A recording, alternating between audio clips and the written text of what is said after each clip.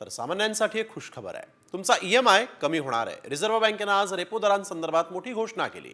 पतधोरण समितीच्या बैठकीत रेपो दर 0.25% म्हणजेच 25 बेसिस पॉइंट्सनं कमी करण्याचा निर्णय घेण्यात आलेला आहे.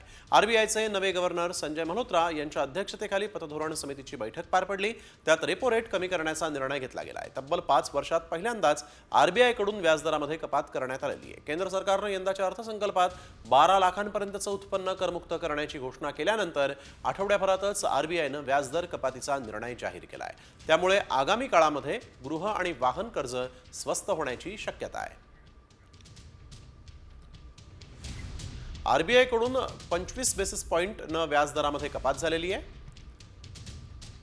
व्याजदर 6.50%वरून 6.25%वर आलेला आहे. 5 वर्षात पहिल्यांदाच आरबीआयकडून व्याजदरामध्ये कपात झाली आहे. गृहकर्ज वाहन कर्ज स्वस्त होणार आहे. 12 लाखांपर्यंतचं उत्पन्न करमुक्त केल्यानंतर आता आरबीआयकडून व्याजदरात कपात झालेली आहे.